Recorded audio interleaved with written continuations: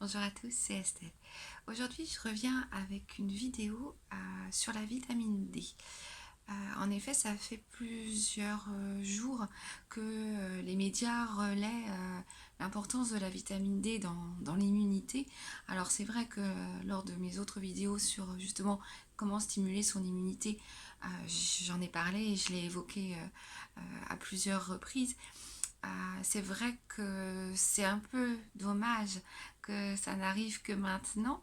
Peut-être que le côté avoir la peur du Covid a fait que d'un seul coup tout le monde s'intéresse à cette vitamine.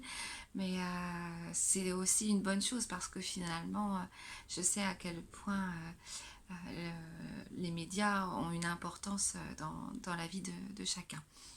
Donc justement, c'est pour ça aussi que j'avais envie d'intituler cette vidéo Il était temps. Oui, il était temps qu'on remette la vitamine D au cœur de nos préoccupations. C'est vrai que la vitamine D, on en a beaucoup parlé avant pour tout ce qui était osseux, pour l'absorption et la fixation du calcium au niveau des os. Mais son rôle dans l'activation du système immunitaire, donc pour renforcer nos défenses naturelles, on l'évoquait peu. Je vais revenir juste de manière un petit peu plus scientifique sur son action à cette fameuse vitamine D. En fait, elle stimule les lymphocytes T. Les lymphocytes T, c'est un peu les casques bleus de notre système immunitaire. Elle est aussi nécessaire à la production de peptides antimicrobiens. Donc ces peptides, en fait, ils sont présents dans la muqueuse respiratoire et dans la muqueuse intestinale et ils permettent de repousser les agents pathogènes. Les agents pathogènes, c'est ces virus, microbes qui nous attaquent. On comprend donc qu'une carence en vitamine D prédispose par exemple à des affections respiratoires, hein, puisqu'on a vu que elle était importante pour les muqueuses respiratoires. Donc les personnes en gros qui sont concernées par des infections à répétition, des allergies ou même des maladies auto-immunes ont souvent en commun une déficience ou une carence en vitamine D. Alors d'où elle vient cette vitamine D? En fait, elle a une double origine. La première, celle qu'on connaît le mieux, c'est lié en fait à l'exposition de nos cellules de la peau aux UV. Grâce en fait à cette exposition, eh bien, il y a une transformation de l'énergie solaire via le foie puis via les reins. Et là aussi c'est important parce qu'en fait à ce moment-là il nous faut des éléments comme le fer, le magnésium et la vitamine B3. Sans ce fer, ce magnésium et cette vitamine B3, la vitamine D ne peut pas être synthétisée.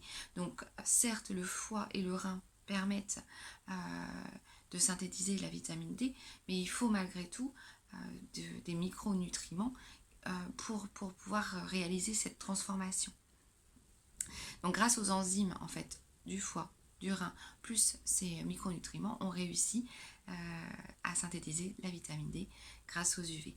La seconde origine, en fait, elle est dans une moindre mesure puisqu'on trouve la vitamine D dans notre alimentation et notamment dans l'huile de poisson. C'est ce qui me fait venir à la dernière chose, avant tout une parenthèse, il faut vraiment beaucoup de vitamine D pour optimiser la réponse immunitaire, d'où l'intérêt aussi de la complémentation.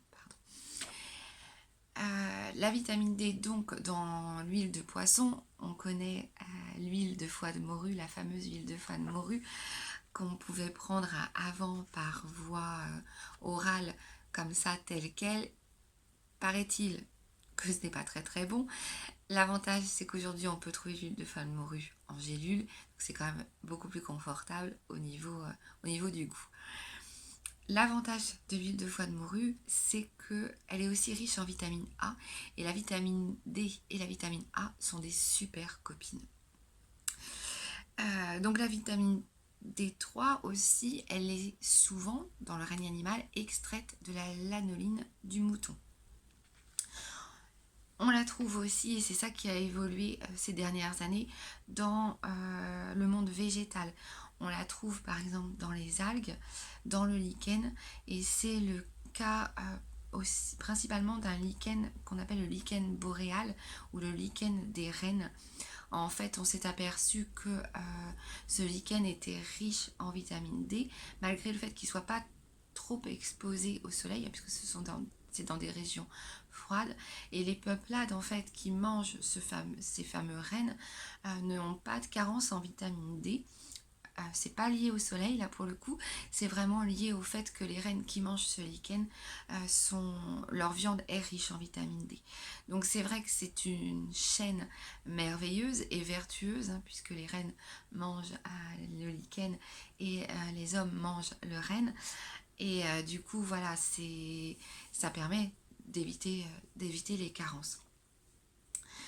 La vitamine D est une vitamine qu'on appelle liposoluble, c'est-à-dire qu'elle aime le gras. Donc si vous devez vous supplémenter en vitamine D, eh bien prenez-la avec des aliments gras. Voilà, il vaut mieux aussi la prendre en petite quantité chaque jour parce qu'on ne sait pas très bien la stocker, plutôt que de prendre une grosse dose de manière mensuelle ou trimestrielle. Et d'ailleurs, votre foie vous remerciera parce qu'une grosse dose comme ça, c'est compliqué à gérer pour le foie. Donc n'hésitez pas à demander à votre thérapeute préféré la bonne dose, bonne dose de vitamine D, celle qui sera le plus efficace pour vous. Et puis n'hésitez pas à vous supplémenter, notamment en hiver. Je sais que là on a envie d'aller vers le printemps. On en a besoin pour notre immunité, pour nos os aussi, mais là c'est vraiment ce rôle primordial pour notre immunité qu'il est bon de mettre en avant aujourd'hui. Je vous souhaite une très belle journée, un beau dimanche, et puis prenez bien soin de vous et à très vite.